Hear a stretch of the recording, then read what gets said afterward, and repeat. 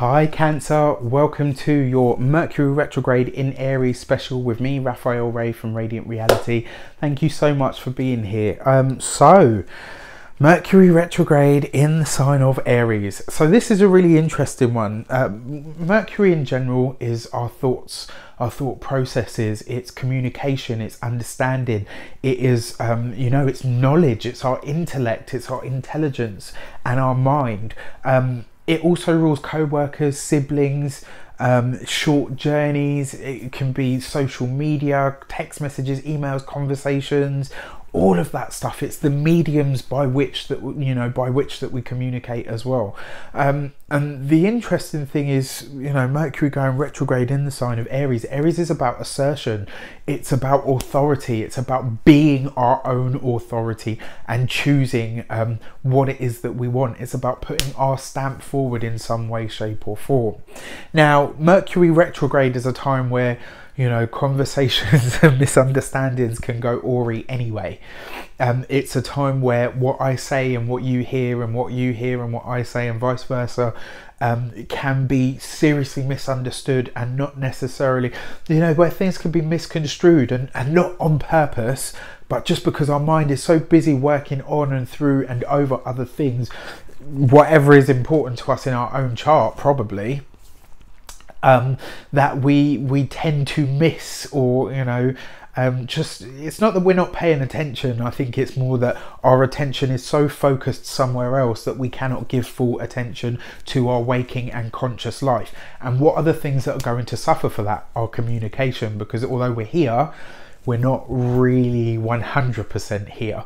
This for you guys happens in your 10th house. So firstly, what is Mercury retrograde? It is reassessment, it's reevaluation, it is redoing something, it's going over something. I've got notes here as well because I wanted to make sure that I gave you guys as much pertinent information as possible. And this is interesting for me because my moon sign is Cancer. So this is about, in Cancer, this is actually about your 10th house. It's about you deciding what you want from life. It's about how you want to be seen. And now the difference is, because for Aries this is about their public persona in terms of who they actually are. The 10th house for you, Cancer, is very much about who you want to be seen, the mission that you are heading towards. This is about your career. It's about your work that you do. It's about what you're known for in terms of what you do and how you want to be seen for that. What else have I got here? Your career path will now be evident and it will reveal itself, because this is the start. And it's also about your choice of how to be seen. And that's, because the 10th house is your public image. It's your public persona. It's who you are when you go to work. It's the expert on stage giving their lecture. Interesting, because I'm doing this, and my moon sign is Cancer, and this is one of the things that I like to be known for, because I believe that astrology, tarot, numerology, these are ways of understanding life from a different perspective. Not all of us are academic, not all of us are professionals, not all of us are what's considered academically gifted and all of that. Some people, it's more about creativity. That doesn't necessarily mean about painting and drawing and drama in the arts. Sometimes creativity is just your ability to approach a problem from a different perspective. To give you an example of that, you've got two maths teachers. One maths teacher will give you books and problems and that's it, this is math hardcore, you got another math teacher now who will say, I've got 5 apples and I'm taking 4 apples away, how many apples have I got? So already there you're putting a creative slant on something that's considered quite professional and academic. And that for your target audience, if you're a teacher, especially teaching kindergarten, I think you guys call it in America, we call it play school here, not play school, nursery, what's the other one that we call it, primary school, in those stages, that creativity in terms of a subject that you're trying to deliver to certain people who aren't academic or have those kind of gifts, it can make all the difference between whether I was always crap at maths and but you give them that creativity, that different understanding of it, that, you know, and you give them that visual, you know, creative aspect, and suddenly that kid's a whiz at maths because they can visualize it in their head. And this is what I mean. This is about you deciding how are you seen in your career, and more importantly, how do you want to be seen? How do you want to be, you know, what kind of expert do you want to be known for, known as, you know? Like, for me personally, I'm quite spiritual. When I talk about astrology, I take it to all kinds of, you know, far-reaching and lofty, heighty places, because that's how I think and that's how I feel, and that those things are important to me. There's astrologers out there, financial astrologers, who are, you know, hard and fast. You know, they're real. In fact, one of the guy that I'm currently learning from is a wonderful astrologer, but he's very, very practical. It's probably got a lot to do with his Virgo moon, if anything. But I hope you're getting the gist of what I'm saying. There are many avenues to be seen how you want to be seen, and your career and how you are seen in the world and your public image are very, very important. But you need to understand that when you have a clear understanding of what it is that you want to be seen as, so this Mercury retrograde, the thoughts are going deep into the self, deep into understanding, right, okay, that's my public image. That's how people see me. How do I want to tweak that? How can I change that?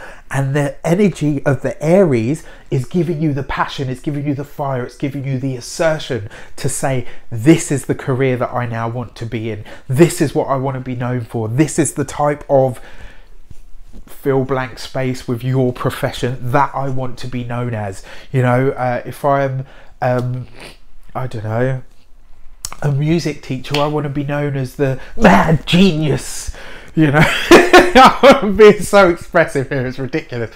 You know, I want to be known as the mad genius music teacher, or I want to be known as, you know, the classical type who you know, was classically trained. And what type of profession, what type of, you know, whatever your career is or your title for your job, what type of that do you want to be? And this Mercury retrograde is going to give you the chance not only to understand the type of whatever you want to be, but it's also going to give you the energy, the assertion, the willpower to really start to make people see and believe that about you. You know, there's not really much more I can say about this, but yeah, if you haven't found your vocation yet, now is a really good time to start getting to grips with what it might be, to start asking yourself, what am I passionate about? What am I invested enough in for people to really know me for? You know, if I were going to be put on stage tomorrow to do something, and it's fallen face down as well, this happened with the previous sign, I would like to bless this card with all forms of love, light, peace, prosperity and abundance, and I hope that the message that comes through is ultimately clear and concise, and it helps you on your path to your highest vibrational good. Let's see what you got. The Hermit, La Hermeta. So the Hermit is actually about taking this journey, and the interesting thing is the Hermit card is about a quest. It's about a quest for knowledge. But it's not just a physical quest, sometimes it's an internal quest. And that's really, really exciting actually, because you know, this is what the Mercury retrograde is about. It's about going inward for you and asking yourself, who am I? You know, what do I want to be seen as? What do I want my work to say about me? You know, what do I have to say about my work, and who am I at work? You know, and this is going to give you the chance to really take that journey, you know, and then once you come out of it, once you go into the cave and you start asking all the questions and then you emerge, you know, you're really going to be standing in your own power. You're really going to be standing in your own understanding of who you are and how you want to be seen. And more importantly, you're going to be able to demonstrate that to the world, and they will receive it the way that you put it forward. You have a real chance here. That's, you know, it's wonderful. It really is, Cancer. Let me know how this plays out for you guys. You know, astrology is my love, and I'm just starting to really get into it and into my stride. I'm still learning. I'm an amateur astrologer, as I call myself, and I approach it from a very intuitive place. I am a moon in Cancer after all. So I wish you all the best. I will see you very soon for the monthly readings. Take care, and let me know what, you know, let me know how it goes for you.